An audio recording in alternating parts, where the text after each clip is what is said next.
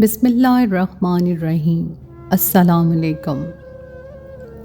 हम बहुत गरीब थे। मेरे माँ बाप मेरे लिए बहुत मेहनत करते थे। वो मुझे डॉक्टर बनाना चाहते थे, मुझे महंगे स्कूल में पढ़ा रहे थे।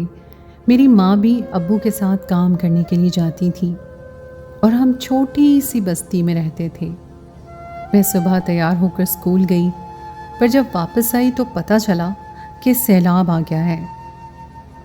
ये देखकर मेरी रूह लर्ज़ गई कि मेरी आंखों के सामने मेरे माँ बाप। मेरा नाम समीना है। मेरी उम्र सिर्फ 12 साल थी।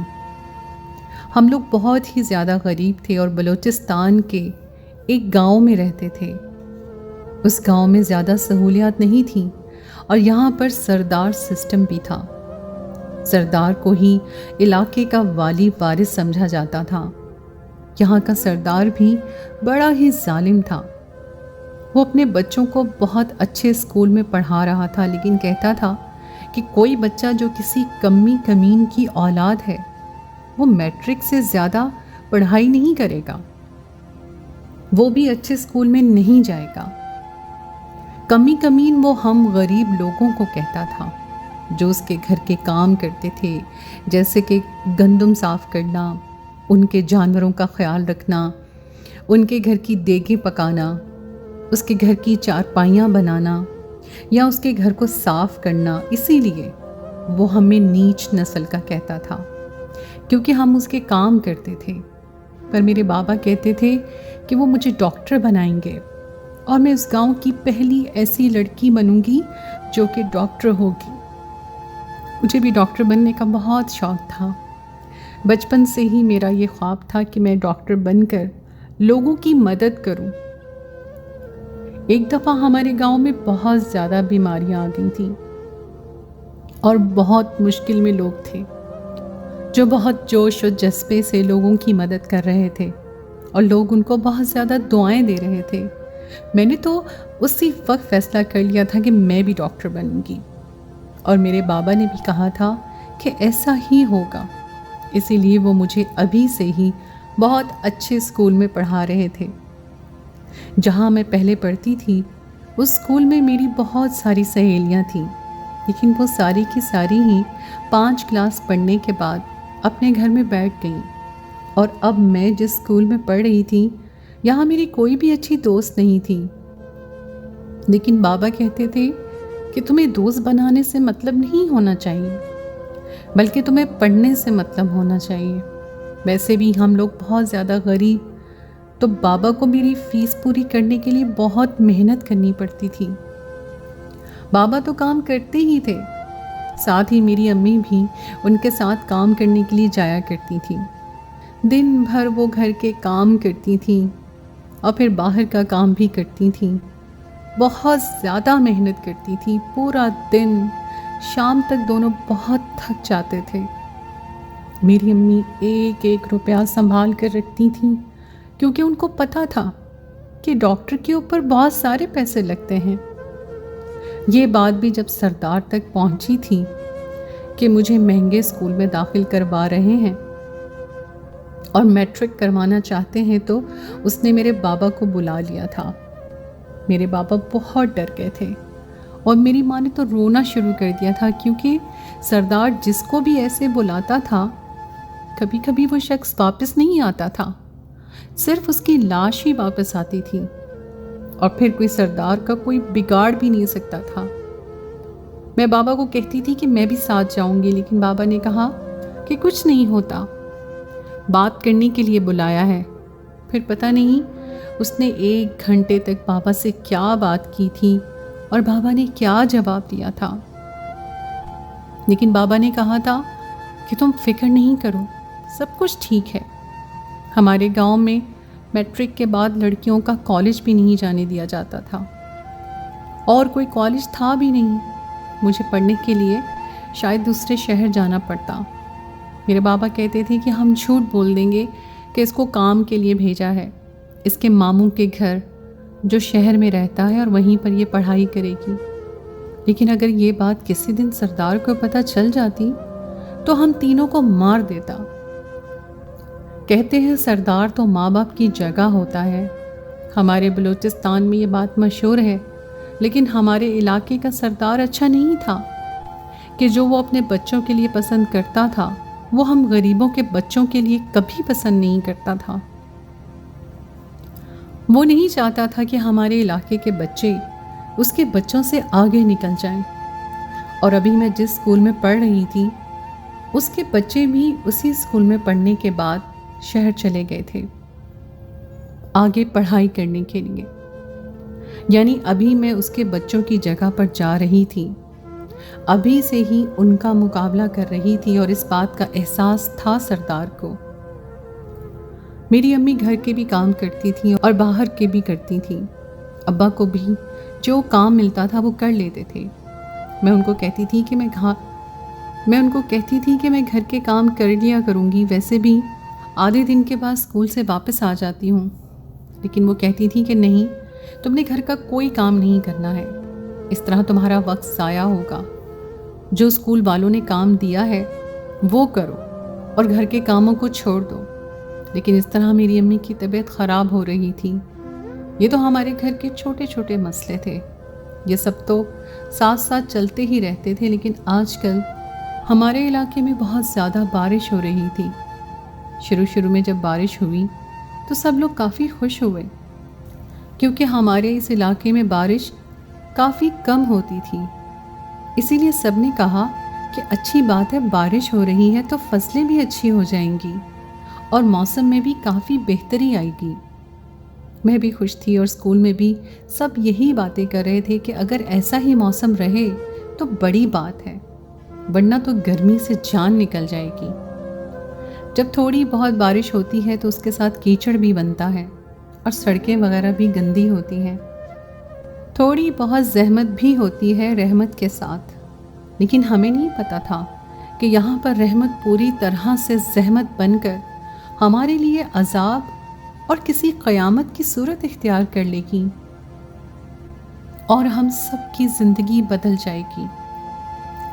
बारिशों में शिद्दत आने लगी और अब रोज़ बारिश होने लगी। पहले पानी खड़ा था, ऊपर से और पानी खड़ा हो जाता था। स्कूल जाते हुए भी बहुत मसला हो रहा था। सरदार के पास तो बड़ी गाड़ी थी, उसके बच्चे तो आराम से घूमते फिरते थे, लेकिन हम जलील हो रहे थे। सरदार ने हमेशा यही कहा कि सड़कें बनवाऊंगा, लेकिन आज तक सड़क नहीं बनवा पाया था। एक दिन सुबह बारिश हो रही थी और अम्मी ने भी मुझे स्कूल जाने के लिए नहीं उठाया। जब मेरी आंख खुली तो बाबा अम्मी से झगड़ रहे थे कि बच्ची को स्कूल के लिए क्यों नहीं जगाया। तो अम्मी ने कहा कि बारिश हो रही थी, पर बाबा का कहना था कि स्कूल तो फिर भी लगा था ना, बारिश हो रही थी तो उसने कमरे में बैठकर पढ़ना था। अम्मी ने कहा कि कितनी बारिश है, ऐसे में कैसे जाती। तो बाबा ने कहा कि मैं खुद लेकर जाता, किसी से छतरी उधार मांग लेता, लेकिन मेरी बेटी का नुकसान तो ना होता। इसका एक एक दिन ज़रूरी है और अभी तो पेपर भी होने वाले हैं, इसलिए मैं चाहता हूँ कि ये कोई भी छुट्टी ना करे। बारिश हो जाए, तूफान हो, मैं इसको ज़रूर भेजूंगा। अम्मी का कहना था कि ठीक है, लेकिन इतना भी ज़्यादा जुनूनी होने की ज़रूरत नहीं है, एक दिन से कुछ नहीं होता है। पर पापा का कहना था कि एक दिन की भी अहमियत होती है। अब मैं बारिश में भी स्कूल जा रही थी और लड़कियां भी आया करती थी, क्योंकि स्कूल में वैसे भी छुट्टी करने पर सज़ा दी जाती थी। ये बड़ा स्कूल था, यहाँ पर बहुत ज़्यादा डिसिप्लिन था। मैंने सोचा भी नहीं था कि मैं इस स्कूल में पढ़ूंगी, लेकिन आजकल सैलाबी ख़तरा भी था और मौसमी हालात भी बहुत ज़्यादा ख़राब हो रहे थे कि आसपास के गांव में सैलाबी रेले आए हैं जिन्होंने थोड़ी बहुत तबाही मचाई है, कोई मरा नहीं है। बाबा का कहना था कि यहाँ पर ऐसा कुछ भी नहीं होगा। एक दिन सुबह सुबह उठी तो फिर से बारिश हो रही थी। अम्मी ने कहा कि आज ना जा, तेरा बाप भी सो रहा है, जाने की ज़रूरत नहीं है, उसको कह देना कि तुम्हारी आंख नहीं खुली। पर मुझे ये अच्छा ना लगा। मैंने कहा कि बाबा मेरे लिए इतनी मेहनत करते हैं और मैं उनसे झूठ नहीं बोल सकती, इसलिए मैंने जाने का इरादा कर लिया और अम्मी से कहा कि जल्दी आ जाऊंगी।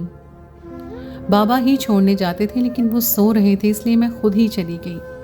अम्मी ने कहा कि बारिश ज़्यादा हुई तो तेरे बाप को भेज दूंगी तुझे लेने के लिए।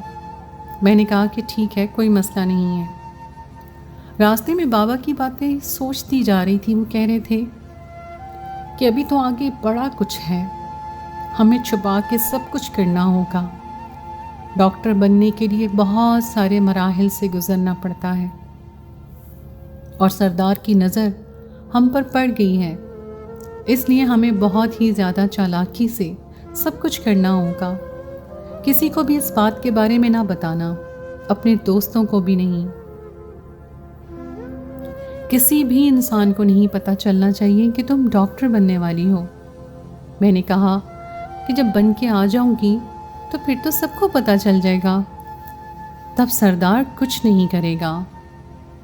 बाबा ने कहा कि तुम वहीं पर पढ़ाई करना और वहीं पे काम करना, फिर जब तुम्हारी तनख्वाह अच्छी लग जाएगी तो हमें भी वहीं बुला लेना, हम भी वहीं पर आ जाएंगे। ये हमें कहाँ तलाश करता फिरेगा, पूरे शहर में थोड़ी हमें ढूंढ सकता है। हम मज़े से वहाँ पर ही रहेंगे। मैंने बाबा को कहा कि ऐसा ही होगा, मैं बहुत ज़्यादा मेहनत करूँगी और आप लोगों को भी वहीं पर बुला लूँगी। मैं भी नहीं चाहती कि आप लोग इस छोटे से गांव में रहें। ये सारी बातें मैंने रात को ही बाबा से की थी जब मैं उनके पाँव दबा रही थी। वो मुझ पर बहुत फ़ख्र करते थे, मुझसे बहुत ज़्यादा प्यार करते थे। मेरी अम्मी भी साथ देती थी और कहती थी कि बेटी को ज़रूर कुछ बनाएंगे। दरअसल ये भी वही बात थी कि मेरे बाबा खुद भी डॉक्टर बनना चाहते थे, लेकिन उस टाइम के सरदार ने भी बाबा के बाप को डरा दिया और वो डर गए। उन्होंने कहा कि एक बेटे को डॉक्टर बनाने के लिए पीछे सारे ख़ानदान की जान ले लेंगे, इसलिए उन्होंने हिम्मत हार दी। लेकिन बाबा बिल्कुल भी हिम्मत हारने के मूड में नहीं थे, वो बहुत बहादुर थे। स्कूल गई तो पता चला आज लड़कियां बहुत कम आई हैं, इसलिए क्योंकि बारिश हो रही थी। टीचर आ गई, उन्होंने कहा कि सब लोग बैठकर अपना जो भी उन्होंने पढ़ना है वो याद करें, थोड़ी देर के बाद मैं सुन लूँगी। हमें पता था कि आज पढ़ाई नहीं होनी है, लेकिन मेरी दोस्त नहीं आई थी। अगर वो आई होती तो उसके साथ बैठकर थोड़ी बहुत बातचीत कर लेती, पर मैं अपनी पढ़ाई में मसरूफ़ हो गई। दोपहर 11 बजे थे कि हम स्कूल वालों को एक ग्राउंड में बुला लिया गया। टीचर्स आपस में कुछ बातें कर रही थी और प्रिंसिपल की शक्ल देखकर भी ऐसा लगता था कि कुछ बुरा होने वाला है। समझ नहीं आ रहा था कि क्या होने वाला है, लेकिन कहीं ना कहीं कोई गड़बड़ ज़रूर थी। फिर प्रिंसिपल ने बोलने की कोशिश की, लेकिन किसी ने उनके कान में कुछ बात की और वो मज़ीद परेशान नज़र आने लगी। उन्होंने कहा, आप सबको छुट्टी दे रहे हैं क्योंकि बारिश बहुत ज़्यादा हो रही है। आप सब लोग अपने अपने घर की तरफ चले जाएं, घबराएं नहीं और लाइन बनाकर क्लास से निकलें। परेशान होने की ज़रूरत नहीं है, कुछ दिन तक आपका स्कूल बंद रहेगा, कि जब बारिशें ख़त्म हो जाएंगी तो स्कूल खुल जाएगा। वो तो यूं घबराई हुई लग रही थी, लेकिन इसी तरह की बातें कर रही थी कि जैसे कुछ नहीं हुआ है। अचानक वहाँ पर कुछ ऐसा हुआ कि हम सब हैरान रह गए। अचानक से ही हमारे कारी साहब जो हमें कुरान पढ़ाया करते थे, वो स्कूल के अंदर आए और उन्होंने प्रिंसिपल के हाथ से माइक छीन लिया और उसके बाद एक ऐसी बात चिल्ला चिल्ला कर बताई कि हम सबके कदमों तले से ज़मीन निकल गई। बच्चों, अपनी जान बचाकर भाग जाओ, यहाँ सैलाब आने वाला है। हमारी बस्ती की तरफ बहुत बड़ा सैलाब, हम सब लोग मरने वाले हैं। थोड़ी देर में वो सैलाब यहाँ पर पहुँच जाएगा, उसके बाद सब कुछ ख़त्म हो जाएगा। मैंने ख़बरों में सुना है। 2 लोग आए और कारी साहब को वहाँ से ले गए। वो बुरी तरह रो रहे थे और कह रहे थे कि सारे अपनी अपनी जान बचाओ, क्यों उनका टाइम बर्बाद कर रहे हो। फिर टीचर ने कहा, आपको जल्दी छुट्टी दी जा रही है, इसीलिए आप लोगों को बारी बारी फ़ोन करने का मौका दिया जाएगा। आप अपने घर वालों को फ़ोन करें, वो आकर आपको ले जाएं। इस सब में भी काफ़ी टाइम ज़ाया हो रहा था क्योंकि स्कूल के बच्चे ज़्यादा थे। कारी साहब की बात सुनकर हम सब हैरान थे, लेकिन टीचर ने कहा था कि वो जो कह रहे हैं वो झूठ है, ऐसा कुछ भी नहीं है। मेरी बारी आई तो मैंने कहा, कि मैं तो पैदल स्कूल से जाती हूँ, लेकिन अब्बा ने कहा था कि अगर बारिश ज़्यादा हो तो वो मुझे खुद लेने आएंगे। आप लोगों ने छुट्टी टाइम से पहले कर दी है, इसलिए मुझे फ़ोन करके बताना है। मैडम ने कहा कि ठीक है, तुम फ़ोन कर लो। मैंने फ़ोन तो मिलाया, लेकिन बाबा का फ़ोन बज रहा था पर फ़ोन उठा नहीं रहे थे। ऐसा कभी नहीं हुआ था, और स्कूल से फ़ोन आता तो वो ज़रूर उठाते थे। मैंने टीचर को कहा कि फ़ोन नहीं उठा रहे हैं। उसने कहा कि तुम एक तरफ बैठ जाओ, थोड़ी देर के बाद दोबारा कोशिश कर लेना। इसमें भी मेरा वक्त बर्बाद हो गया। मैंने 15 मिनट के बाद दोबारा कोशिश की, लेकिन बाबा फ़ोन नहीं उठा रहे थे, सिर्फ बेल जा रही थी। उसके बाद 15 मिनट बाद जब दोबारा कोशिश की तब तो बेल भी नहीं जा रही थी। मैंने कहा कि मैं खुद ही चली जाती हूँ। टीचर ने कहा कि ख्याल से जाना। जब मैं बाहर निकली तो एक लड़की भी जा रही थी, उसका घर भी उसी तरफ था। उसने कहा मैं तुम्हारे साथ चलती हूँ। मैंने कहा ठीक है। वो मेरे साथ जा रही थी तो मुझे थोड़ी तसल्ली हुई। हम हैरान हुए कि सुबह रास्ते में इतना पानी नहीं था। मैं अकेली आई थी, लेकिन जब वापस जा रहे थे तो पानी हमारे घुटनों तक आ चुका था। हम लोग काफ़ी परेशान हो रहे थे। उसने कहा यार ये गांव है, यहाँ पर तो थोड़ी सी बारिश हो तो ऐसा ही होता है, तुम फिक्र ना करो। उसका घर रास्ते में था। उसने कहा कि मेरे घर में आना है तो आ जाओ। मेरे फ़ोन से अपने बाप को फ़ोन करके बता देना कि तुम मेरे घर में बैठी हुई हो, वो तुम्हें यहाँ से आकर ले जाएंगे। अकेली तुम कहाँ जाओगी, आगे तो सारा पानी है। लेकिन मुझे ये मुनासिब नहीं लगा, क्योंकि मैं उस लड़की को इतना ज़्यादा नहीं जानती थी। मैंने कहा नहीं, मैं चली जाऊंगी, 2-3 गलियां ही हैं। पर मुझे काफ़ी डर लग रहा था कि जैसे जैसे मैं आगे जा रही थी पानी तेज़ होता जा रहा था। बाबा ने कहा था कि लेने आ जाएंगे, लेकिन अभी तक नहीं आ रहे थे। दिमाग में टीचर की बातें भी घूम रही थी, जिसने कहा था कि कुछ दिन स्कूल बंद रहेगा। बाबा तो एक दिन भी मुझे स्कूल से छुट्टी नहीं करवाते थे, और अब इतने दिन के लिए स्कूल बंद कर रहे थे। बताया भी नहीं कि कब खुलेगा, बस इतना कहा कि स्कूल बंद रहेंगे। फिर मैंने सोचा कि अपने घर में ही पढ़ाई करूंगी, आगे आगे खुद से पढ़ती जाऊंगी, इतना तो मैं कर ही सकती थी। लेकिन अभी तो पानी बढ़ता जा रहा था। मुझे बहुत डर लग रहा था, कोई नज़र भी नहीं आ रहा था। कोई नज़र आ जाता तो मैं उससे मदद मांग लेती, लेकिन यहाँ पर तो कोई भी नहीं था। यहाँ तक कि पानी मेरी कमर तक पहुँच गया और मेरा बस्ता गीला होने लगा। मैंने अपना बस्ता उठाकर अपने सर पर रख लिया कि वो गीला ना हो। लेकिन मुसीबत कभी अकेली नहीं आती।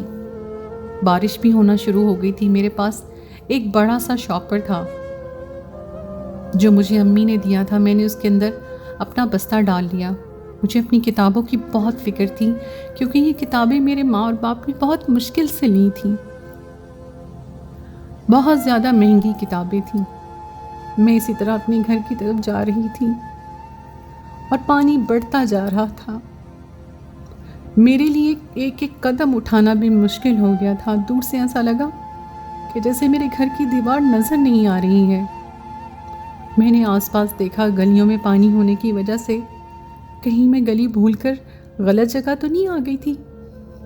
मेरा घर तो यहीं पर होना चाहिए था,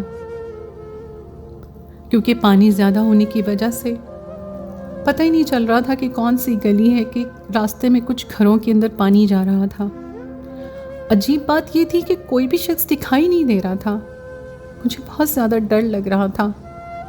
मुझे समझ नहीं आ रहा था कि मैं क्या करूं। मैंने अपनी ज़िंदगी में पहली दफ़ा इस तरह की सूरत हाल देखी थी, और मेरी उम्र ही क्या थी। समझ नहीं आ रही थी कि आगे जाऊं कि ना जाऊं। बाबा को फ़ोन मिलाया तो बाबा ने फ़ोन क्यों नहीं उठाया। ऐसा तो कभी भी नहीं करते थे। हम उनको आधी बेल भी देते तो वो फ़ौरन फ़ोन करते थे पूछने के लिए कि क्या मसला है। और मैंने उनको 3-4 दफ़ा कॉल की, बेल भी जा रही थी, फिर भी वो फ़ोन नहीं उठा रहे थे। मैंने सोचा शायद बाबा ही मुझे लेने के लिए वापस आ रहे हों। फिर अभी तक मुझे रास्ते में मिले क्यों नहीं, क्योंकि मैं उसी रास्ते से वापस आ रही थी जिस रास्ते से बाबा मुझे लेने के लिए आते थे। अगर उन्होंने आना होता तो यहीं से आते। मुझे मेरा घर बिल्कुल भी नज़र नहीं आ रहा था और मैं समझ गई कि मैं अपने घर के इलाके में थी, लेकिन मेरा घर कहाँ था? यहाँ तो सिर्फ पानी ही पानी था। ये देखकर मेरे कदमों तले से ज़मीन निकल गई कि मेरा घर डूब चुका था। मैं आगे नहीं जा सकती थी, क्योंकि अगर मैं आगे जाती तो आगे कुछ भी नहीं था। हमारे घर की दीवारों में से भी आधी कच्ची थी, वो पानी में गिर गई थी। पानी हमारी दीवारों से ऊपर नहीं था, लेकिन दीवार शायद पानी के अंदर ही मिल चुकी थी। इस दफ़ा मैंने छत पर एक पाकिस्तान का झंडा लगाया था। शायद वो झंडा ही अभी तक सिर्फ दूर से नज़र आ रहा था। उसी झंडे की वजह से मैंने अपने घर को पहचाना। मैं बहुत घबरा रही थी, क्योंकि जब घर नहीं था तो इसका मतलब मेरे माँ बाप भी यहाँ पर नहीं थे। लेकिन मैंने ये सोच लिया कि शायद मेरे माँ बाप वक्त रहते ही यहाँ से निकल गए होंगे, अगर किसी महफूज मकाम पर होंगे। थोड़ी देर के बाद मुझे कुछ लोग नज़र आए। उन्होंने मुझे कहा कि इधर आ जाओ, इधर आ जाओ। एक छोटी कश्ती में थे वो लोग। उन्होंने मेरी मदद की। मैंने कहा कि मेरे माँ बाप नहीं मिल रहे। उन्होंने कहा यहाँ आसपास कोई भी नहीं है, तुम आ जाओ, यहाँ से सैलाबी रेला गुजरने वाला है। वो मुझे कश्ती में लेकर एक जगह ले गए जहाँ पर पानी था। बस थोड़ी सी जगह खड़ी थी और तीन तरफ पानी था। ऐसा लगता था कि ये जगह भी पानी के अंदर चली जाएगी। वहाँ पर कुछ और लोग भी खड़े थे। उन्होंने अपने साथ कुछ सामान भी लिया हुआ था। एक बच्चा भी था जो मुसलसल रो रहा था। उसकी हालत बहुत बुरी थी। औरतें भी रो रही थीं और ऐसा लगता था कि अचानक से ही अपने घर से उठकर आई हैं। ना किसी ने सही तरीके से दुपट्टा लिया हुआ था और कुछ औरतों के पैरों में तो जूता भी नहीं था। अचानक से ही मैंने सामने का मंजर देखा तो मेरी रूह लर्ज़ गई, क्योंकि मेरे माँ बाप दोनों ही पानी के अंदर तैरते हुए आ रहे थे।